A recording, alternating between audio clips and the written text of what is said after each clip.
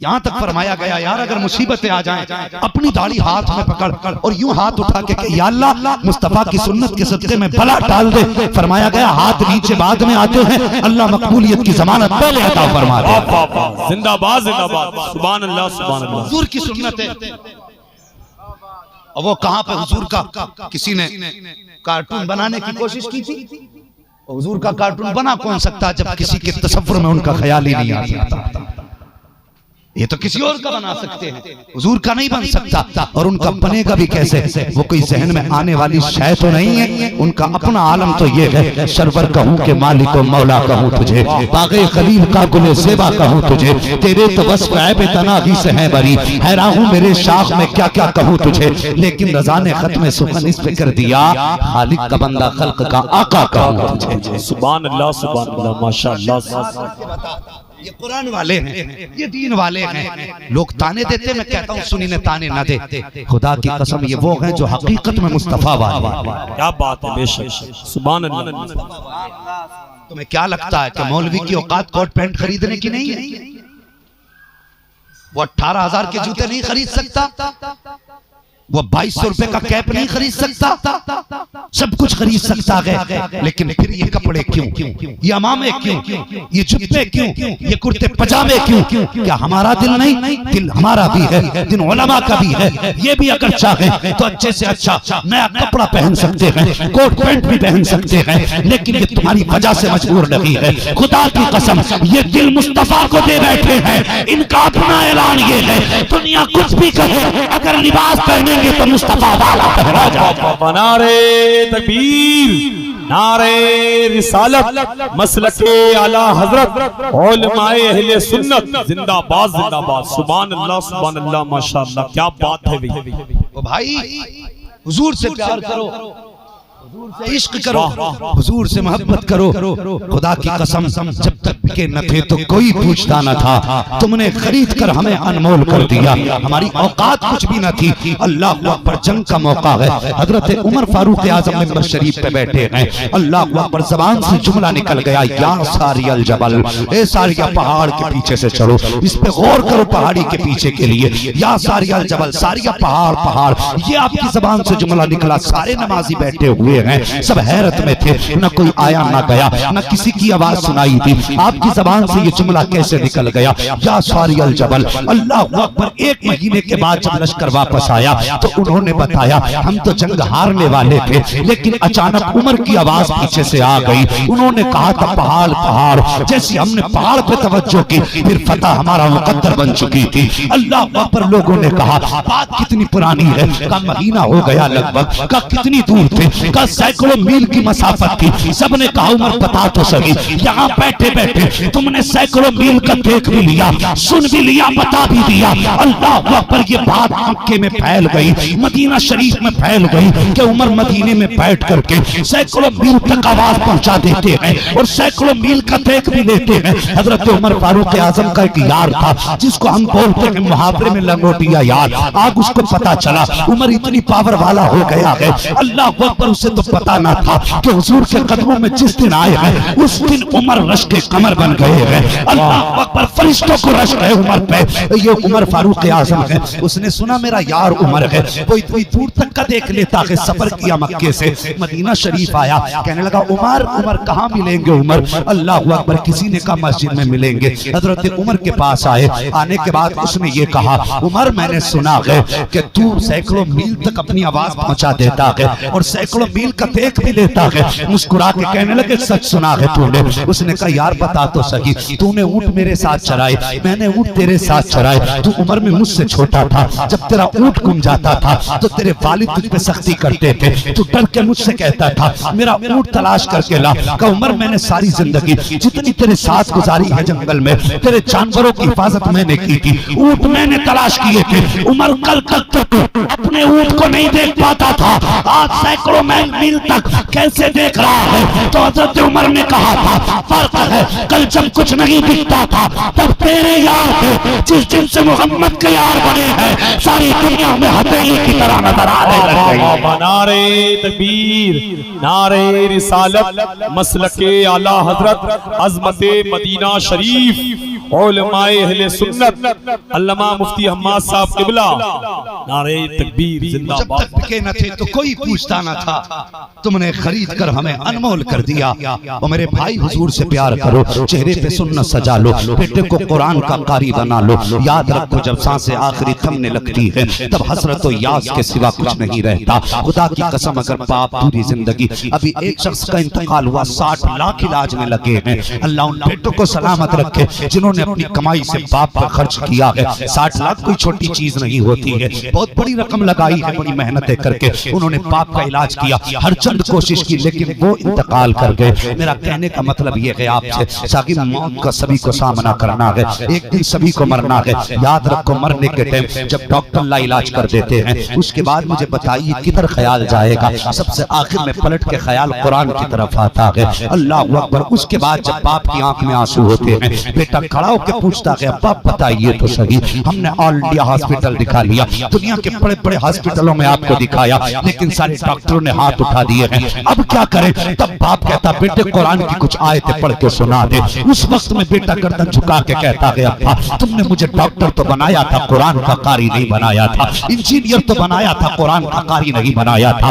तुमने मुझे दुनिया की सारी तालीमें दी, नहीं दी तो कुरान की तालीम नहीं दी। अब्बा ये मैं तो नहीं कर सकता। कहा बेटे मेरी तो तमन्ना ये थी कि दुनिया से जाते जाते कुरान की कुछ आयतें सुन के चला जाता। अगर बाप ये जुमला कहे उस वक्त बेटे के लिए ऐसा लगता है जैसे जमीन फट जाए इसमें चला जाऊं। और यार ये जिंदगी 4 दिन की है, इसके ऐश भी 4 दिन के हैं। और खुदा का वास्ता बेटों को कुरान का कारी बना लो, बेटों को दीन की तालीम दे दो। और मैं कहता हूँ कुछ भी ना सकी, कम से कम बेटों को कुरान की 10 सूरतें तो याद करा दो, लेकिन ऐसे याद कराओ जैसे याद कराने का हक है, ऐसे पढ़ाओ जैसे पढ़ाने का हुक्म है। आज होता क्या है साहिब, हमारी मस्जिदों में 1.5 लाख नहीं बल्कि 3-3 लाख मरतबा कलमा पढ़ दिया जाता है, लेकिन मरने वाले को राहत नहीं होती। वजह ये होती है कि जैसे अभी मुफ्ती साहब ने कहा था, हमें तो नाज है अपनी इबादतों पे, हम तो कहते हैं हमें आधा कुरान याद है, लेकिन कभी आलिम की बारगाह में जाके पूछ क्या कुरान ऐसे ही पढ़ा जाता है जैसे मैं पढ़ता हूँ? क्या कलमा ऐसे ही पढ़ा जाता है जैसे मैं पढ़ता हूँ? यही वजह है साहिब,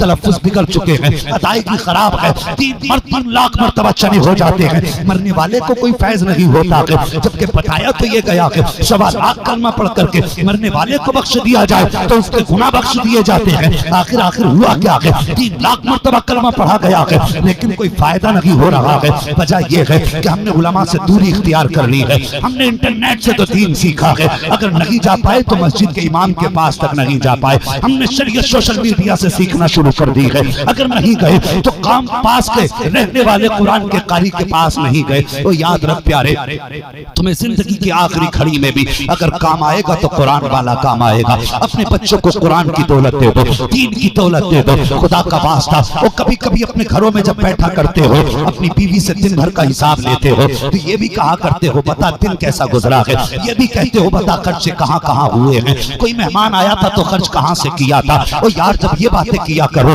तो कभी हाथ पकड़ के इतना भी कह दिया करो मेरी शरीक हयात सफर में रहता हूँ, जिंदगी मौत का कुछ पता नहीं, कब मुलाकात हो जाए, चौराहे पर आए जाए हादसे होते रहते हैं और चलते फिरते मौतें होती हैं। कभी अपनी बीवी से ये भी वादा ले लिया कर कि देख तेरी गोद में 6 साल का बेटा बैठा है, मैंने इमाम के पास भेज के इसको 10 सूरतें याद करा दी है, अगर मेरा इंतकाल हो जाए बेशक मेरी नमाज जनाजा कोई पीर पढ़ाए, या मेरी नमाज जनाजा कोई मुफ्ती पढ़ाए, या मेरी नमाज जनाजा कोई आलिम पढ़ाए, कहना वो बात अपनी जगह है, उनका आना बड़े फजल की बात है, उनका आना बड़े करम की बात है। लेकिन याद रख मेरी शरीक हयात, अगर मेरा इंतकाल हो जाए तो मेरे 6 साल के बच्चे को इसके चचा के साथ भेज देना और इससे कह देना कि जब दुनिया मिट्टी डाल के वापस आ जाए तो मेरे बेटे को मेरी कब्र के पास खड़ा कर दे। ये 6 साल का बच्चा और यार दावे से कह सकता हो सकता है कि एक आलिम की दुआ टाल दी जाए, ये भी हो सकता है एक पीर की दुआ टाल दी जाए, लेकिन जिस बाप की कब्र पर 6 साल का बच्चा खड़ा होगा, आंख में आंसू लेगा और कहेगा या अल्लाह इस मिट्टी के ढेर में मैंने बाप को दफना दिया है, मेरे मालिक की कब्र में बेसहारा है, अपनी रहमत का सहारा अता फरमा दे। और कभी बीवी से भी कह दिया करो कि मेरी कब्र पे मेरे बेटे को भेज देना ताकि दुनिया पलट के आए और उधर हिसाब के फरिश्ते आए, इधर मेरा बेटा खड़ा हो जाए और सिर्फ बिस्मिल्लाह पढ़ते और सूरह फातिहा पढ़ना शुरू कर दे, खुदा की कसम इधर बच्चा सूरह फातिहा पढ़ेगा, उधर पैगाम आ जाएगा, फरिश्ते वापस लौट आओ, अब हिसाब की जरूरत नहीं है। फरिश्ते कहेंगे मालिक किस लिए, तो रब फरमाएगा देखते नहीं है कब्र के बाहर 6 साल का बच्चा खड़ा है और मुझे रहमान कह रहा है, इसका बेटा मुझे रहमान कहे, मैं इस आदमी में मुब्तला करूं, मेरी गैरत को गवारा हो नहीं सकता। अब नारे तकबीर, नारे रिसालत, मसलके आला हजरत उलमाए अहले सुन्नत अल्लामा हुजूर हामिद मियां साहब क़िबला जिंदाबाद जिंदाबाद। और पढ़ो, दीन के करीब हो जाओ। फरमाया गया खैरुकुम मन तअल्लमल कुरआन व अल्लमहु, तुम में सबसे बेहतर वो है जो कुरान को सीखे और कुरान ही सिखाए। ये कोई छोटा कर्म नहीं। आज हमारे पास इंग्लिश मीडियम के लिए तो टाइम है, 3-3 घंटे ट्यूशन में तो हम दे सकते हैं, लेकिन जब मस्जिद के इमाम के पास 20 मिनट के लिए भेजते हैं और 2 मिनट ज्यादा हो जाए फोन आ जाता है, पता नहीं बच्चा ट्यूशन जाएगा, 2 मिनट लेट कर दिया। हमारे बच्चे ये समझ गए अहम कुरान नहीं, अहम इंग्लिश है। वो जानते हैं बचपन से अगर कुरान अहम होता, हमारे माँ बाप 12 घंटे कुरान को देते और 4 घंटे इंग्लिश को देते, लेकिन हमने उनको 18 घंटे अंग्रेजी के लिए देकर के आधा घंटा कुरान के लिए देकर उन्हें ये बावर कराया कि कुरान कोई चीज नहीं है। बदलो अपने तरीके और बच्चों को ये यकीन दिलाओ कि हमारी तरक्की का अगर राज है तो कुरान है, कामयाबी का राज है तो कुरान है। हम सर ऊंचा कर पाएंगे तो कुरान पे अमल करके, तरक्की करेंगे तो कुरान पे अमल करके। और दौलत तो रंडियों के पास भी होती है, तुमने कमाई तो क्या कमाई, मजा तो तब था जनाजा तेरा जाता, पीछे चलने वाले तेरे बेटे कुरान पढ़ते जाते। दुनिया कहती नामुराद बाप का जनाजा नहीं है, बल्कि नसीबों वाले बाप का जनाजा। क्या बात है भाई, जिंदाबाद जिंदाबाद, नारे तकबीर, नारे रिसालत, अज़मते कुरान जिंदाबाद जिंदाबाद, सुभान अल्लाह। ओ भाई बचाओ माशरे को और बचाओ औलाद को। बात गलत नहीं कही थी। मुफ्ती साहब ने मुझसे पहले जो डॉक्टर इकबाल का नजरिया उन्होंने पेश किया था, कहा था अगर इन्हें दीन न सिखाया गया तो आने वाले दौर में कोई फातिहा पढ़ने वाला नसीब नहीं होगा। और मैं कहता हूं इन्हें दीन के करीब कर दो, वरना यही औलाद कब्र पर ठोकर मार के आएगी तुम्हारे, और तुम्हारी कब्रों को इकसार करा के यही वहां पे 5 स्टार होटल खोलेगी। इन्हें दीन सिखाओ, इन्हें कुरान के करीब करो। और मैं कहता हूं साहिब अगर मुआशरे को बेहतर करना है तो कुरान लाओ घर में। इस ताल्लुक से गुफ्तगू के लिए घंटों गुफ्तगू की जा सकती है, घंटों दरकार है। अलग अलग अगर बात बताई जाए कुरान का किस चीज पे कितना असर है, बड़ा वक्त चाहिए। बस इतना समझ लो कि समाज को अगर दुरुस्त राह पर आना है तो कुरान की तालीम आम करो, दीन को आम करो। अगर हमारा बेटा ये नहीं जान सकता कि हमारे घर से निकलने का तरीका क्या है, तो बताओ वो माँ बाप को सलाम क्यों करेगा? तुम्हें क्या लगता है तुम्हारी पूरी 18 साल की बेवकूफी का एक तावीज इलाज बन जाएगा? 20 साल जो तुमने झक में गुजारे हैं वो सिर्फ एक तावीज बदल देंगे तुम्हारी जिंदगी। अगर इन तावीजों से इतनी जल्दी जिंदगी बदलती, मैं मुनकिर नहीं तावीज़ात का, बरकत की चीजें हैं, लेकिन ये भी असर तब करते हैं जब इनके साथ माँ बाप की दुआएं हो। अगर दुआएं माँ बाप की नहीं तो पूरा कुरान गले में लटका ले और ऐसा फायदा हो जाए, मुझे बताइए। समझ रहे मेरी बात? अगर चाहते हो औलाद आपकी इज्जत करे तो दीन सिखाओ, चाहते हो कि औलाद बहनों का हक अदा करे तो दीन सिखाओ, अगर चाहते हो औलाद हमारी मुआशरे में सुकून और शराफत से जिंदगी गुजारे तो कुरान सिखाओ। ये सारी तालीमें सिर्फ कुरान देता, बाकी तुम्हें किसी गोद में ये तालीमें नहीं मिलेगी। जो तालीम खड़े होकर पेशाब करना सिखाती हो वो माँ बाप को सलाम करना कब सिखाएगी? बताइए मुझे। इंग्लिश सिखाइए, अंग्रेजी सिखाइए, जो चाहो सिखाओ यार, तुम्हारी मर्जी है, लेकिन उससे पहले कुरान सिखाओ। ये जरूरी है। अगर जिंदा रहना चाहते हो जमीन पे तो कुरान सीखो भी सिखाओ। कई इस तरह के फोन आते हैं कि हजरत जी मैं फला यूनिवर्सिटी में पढ़ा हूं और मैं तो ये कहता हूं कोई जमात बुरी नहीं है। मैंने कहा तेरा कसूर नहीं, कसूर तेरे माँ बाप का है, इसलिए कि उसने तुझे मुस्तफा की तालीम ही नहीं दी। हाँ, वरना हुजूर के फरमान के आगे तो अक्लें कुर्बान करने का हुक्म है। अगर हुजूर ने कह दिया ये तो फिर क्यों का हमें हक नहीं बनता हम कहें, इसलिए कि हम प्यार करते हैं हुजूर से। और वो कहता नहीं कि मैं इन चीजों को नहीं मानता। क्यों नहीं मानता? कि नहीं, मेरी समझ में नहीं आती, आएंगी कहां से? जिस दिल में हुजूर का प्यार नहीं होगा उसको सच्ची राह नजर ही कबा सकती है। समझ रही मेरी बात? अक्सर डॉक्टर गुमराह हो रहे हैं, अक्सर प्रोफेसर डूबते जा रहे हैं। वजह क्या जानते हो? इसलिए कि वो दीन से दूर है, दीन से दूर हैं। बच्चों को दीन सिखाइए, घर में इल्म लाइए, अपने बच्चों को इल्म दीन की दौलत से माला माल करें। खुदा की कसम, जब बच्चा आलिम होगा ना तो सुनो, अगर बेटा डॉक्टर होता, माँ बाप कहते नहीं डिस्टर्ब नहीं करना है, बेटा सो रहा है, किसी को गुजरने भी नहीं देना। और अगर बेटा आलिम होता है ना, फिर वो माँ बाप की फिक्र करता है कि इन्हें नींद कितनी आ रही है। अगर मेरी बात पर यकीन ना हो तो किसी आलिम के माँ बाप को जाड़े में देखना और किसी डॉक्टर के माँ बाप को जाड़े में देखना, कौन कैसे जिंदगी गुजार रहा है पता चलेगा। अगर कुरान सिखाया होता आज हमारी भी इज्जत होती, दीन सिखाया होता आज माशरे में हमारा भी मकाम होता।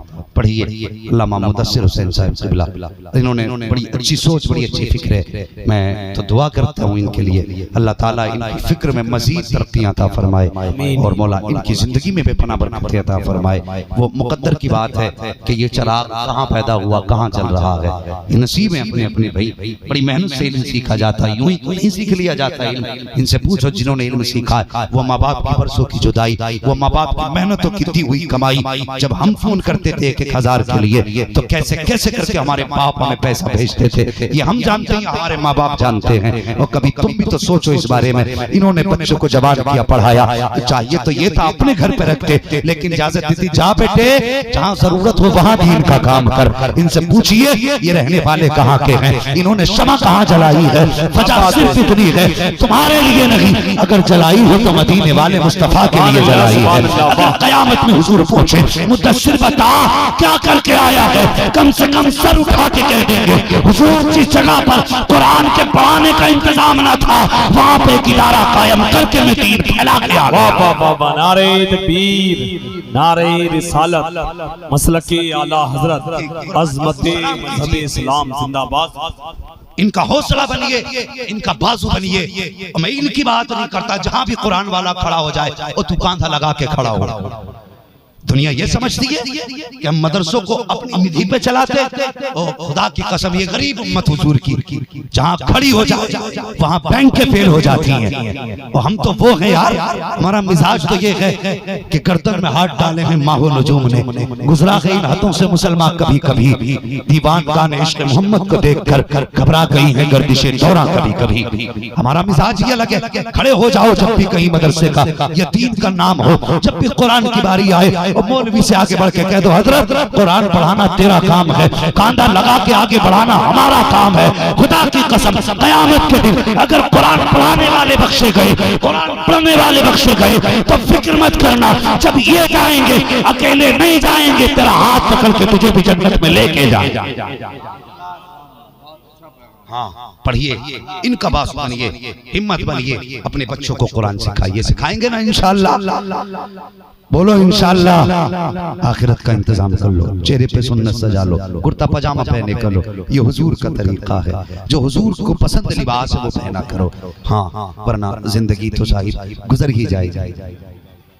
माशाअल्लाह, ये क्या नाम है आपका? मरहूम नईम, हाँ, मरहूम नईम खान, इनके साहबजादे ने 1000 रुपए माशाअल्लाह सुभान अल्लाह ये मदरसे के लिए पेश कर दिए। अल्लाह ताला हाँ जज़ाए खैर दे। भाई चंदा नहीं करना है, हाँ हाँ, वो इनसे मिल लेना, इनसे मिल लेना। हाँ, बस मोहब्बत से पेश किया है। और याद रखो यार, सच्ची बात बता के आखिरी बात खत्म कर लूं, मुझे 2 बजे तक का टाइम दिया गया है। बस मैं चाहता हूँ बड़ी जल्दी बात समेट दूं। गौर करें, ये बिल्डिंग है, ये बताइए, हमने आँख खोली तो हमें हमारे बाप की जमीन मिली, हैं, हमारे बाप ने आंख खोली हमारे दादा की मिली, दादा ने आंख खोली परदादा की मिली। ये तो सिलसिला ब सिलसिला आती लगी है। हमारी आंखें बंद होंगी हमारी औलाद पे चली जाएगी, उसकी आंख बंद होगी उसकी औलाद पे चली जाएगी। मुझे जरा दिल पे हाथ रख के बता, किसी ने इसलिए जमीन भी अल्लाह के नाम वक्फ की कि मेरा बाप ने मुझे ये सलामती से लौटा दी? कोई किसी के लिए नहीं करता, ये भी सच्ची बात है। बाप की कब्र पे गए गए साल गुजर जाते, साल साल हो जाता बाप की कब्र पे गए हुए, तो बता परदादा की कब्र पे कौन जाता? निशान तक याद नहीं रहते। आज मैं अक्सर कहता हूं अपनी कौम से, भाई अपने हाथों से कुछ कर जाओ, अपने हाथों से कुछ कर जाओ। बंदा 1000 दे दे, 500 दे दे, 50,000 दे दे, और उसके उस पैसे से एक छत पड़ गई या पंखा लग गया या फ्रिज लग गया या कूलर लग गया या कोई भी ऐसा काम हो गया जिससे कुरान पढ़ने वाले पर राहत हुई। फर्ज कर अगर कूलर ही लग गया, कुरान पढ़ने वाला कुरान लेके बैठा, गर्मी की शिद्दत थी, ठंडे झोंके आए, माथे पर पसीने के कतरे थे, हवा का झोंका आया, सूख गए। इधर हाफिज कुरान का कलेजा ठंडा हो, उधर अल्लाह तेरी बाप की कब्र को अपने करम से ठंडी फरमा देगा। कोई दुआ करे या ना करे, ये वो काम होते हैं हाथ उठाने की जरूरत नहीं होती। ये तो जहां लग जाएंगे असर छोड़ जाते हैं यार, असर छोड़ जाते हैं। अपने जीते जी हलाल कमाई का इतना लगा जाओ दीन के लिए। अगर कोई हाथ उठा के दुआ ना भी करे तो तुम परेशान ना हो, इधर कुरान पढ़ा जाए, उधर जन्नत की खिड़की तेरे कब्र में खोल दी जाए। ये अपने हाथों से कर जाओ, बस जो हुए अगला तुमको माफ फरमाए रब्बे कायनात। जिंदगी ने दिया साथ तो फिर होगी मुलाकात, चमन रहा फूल खिलेंगे, जिंदगी रही फिर मिलेंगे। मुसाफिर हैं हम भी, मुसाफिर हो तुम भी, किसी मोड़ पर फिर मुलाकात होगी। फकीरान आए सदा कर चले, सदा खुश रहो, ये दुआ कर चले।